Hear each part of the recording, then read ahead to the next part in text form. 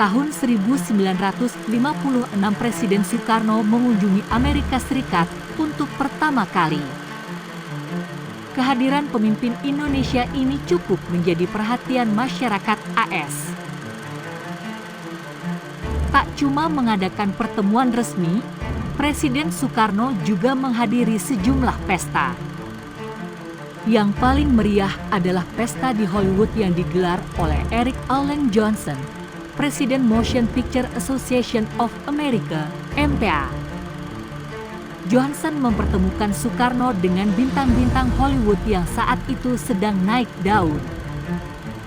Salah satunya adalah Marilyn Monroe yang dijuluki bom seks Hollywood. Pertemuan Soekarno dan Marilyn Monroe menimbulkan isu dan kisah yang menarik. Indonesia bakal menyajikan informasi terkait skandal terbesar Bung Karno di Amerika. Juga adanya peran CIA menjebak Soekarno dengan menjadikan Marilyn Monroe sebagai umpan syahwat Presiden pertama Indonesia. Selengkapnya, mari saling menerima.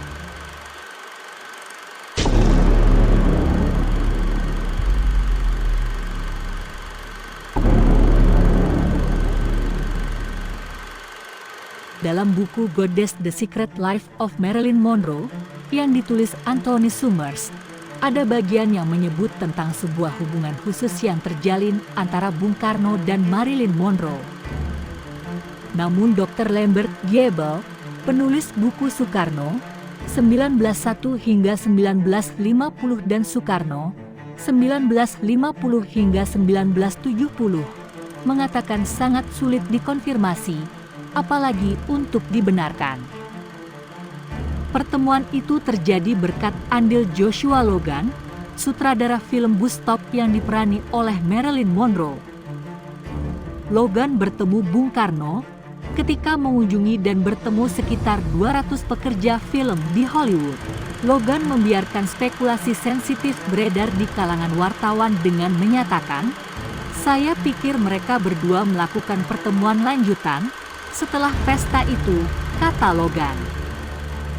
Dalam Celebrity Secrets, Official Government Files on the Rich and Famous, Anthony Summers, seorang yang mempunyai otoritas menulis tentang Monroe, menyebut selama syuting film Bus Stop pada 1956, Marilyn bertemu dengan Presiden Indonesia, Ahmed Sukarno. Dia ingin memberitahu temannya Robert Schweitzer bahwa ia dan Soekarno telah menghabiskan malam bersama. Pertemuan Bung Karno dan Marilyn. Kisah itu diawali ketika diadakan acara menghormati kedatangan Soekarno dan rombongan. Eric Allen Johnston, Presiden Motion Picture Association of America, membuat perhelatan di The Beverly Hills Hotel. Sebenarnya Marilyn tak diundang dan dijadwalkan datang ke pesta itu. Tetapi saat syuting film Bus Stop, dia diajak Joshua Logan. "Saya ingin kau menemui sahabat saya nanti malam," kata Logan kepada Marilyn. Tanpa ragu, Marilyn mengiyakan permintaan Logan. Padahal, besok harinya dia akan berulang tahun ke-30 dan harus terbang malam itu juga ke New York untuk sebuah acara. Datanglah Marilyn ke pesta itu. Ia hadir dengan gaun gelap berleher panjangnya. Marilyn seolah menghidupkan suasana pesta. Selain Marilyn, hadir juga para aktor terkenal lainnya, termasuk Gregory Peck. George Murphy kelak menjadi senator, dan Ronald Reagan kelak menjadi Presiden AS. Saat mengetahui kedatangan Marilyn, Bung Karno dengan gaya seorang pria sejati, ia menghampiri artis blond tersebut. Mereka bertemu dalam suasana akrab hampir selama 45 menit. Layaknya seperti dua sahabat yang lama yang tak bertemu. Saat itulah Bung Karno kelihatan dengan jelas melirik dada Marilyn Monroe. Momen itu dengan jelas diabadikan oleh fotografer yang hadir. Fotonya kemudian menjadi sangat terkenal. Pertemuan di jamuan makan malam itu diyakini bukan akhir dari hubungan Soekarno dan Monroe. Momen itu tak disia-siakan oleh para fotografer Amerika dan Indonesia.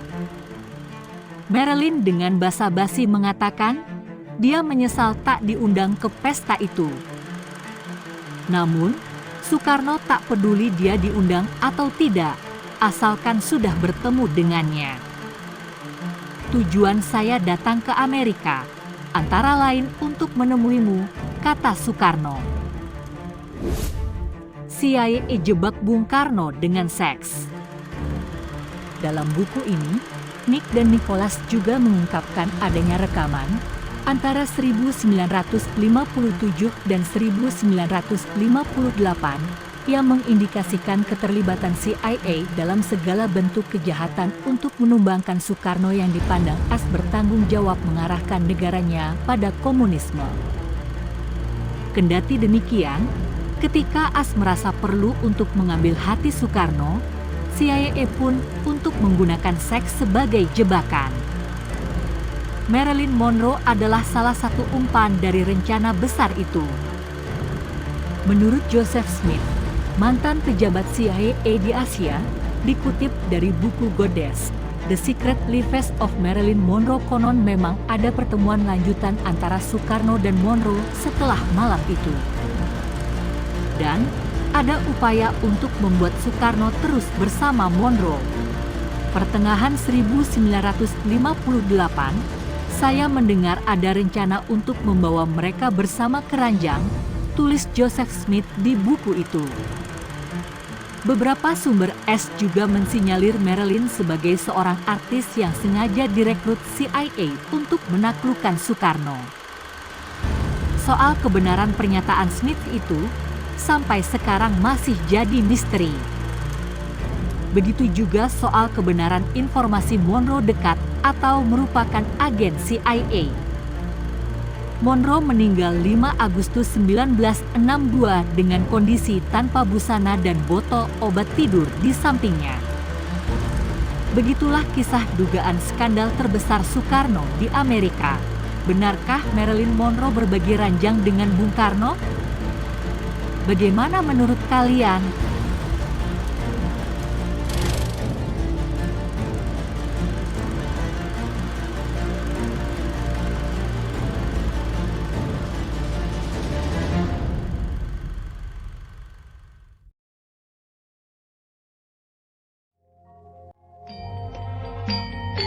Sejatine nang ati sira isih ana sarep. Babagan iki ora anyel yen kabeh mau gelem belajar.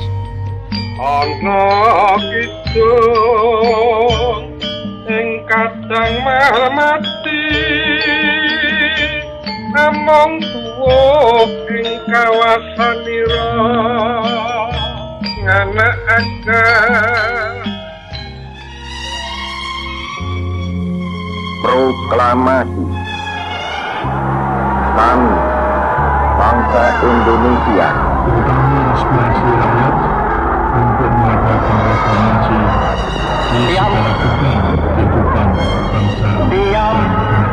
Saudara-saudara, di dalam pertempuran yang lampau, kita sekalian telah menunjukkan bahwa rakyat Indonesia di Surabaya, pemuda-pemuda yang berasal dari Maluku, pemuda-pemuda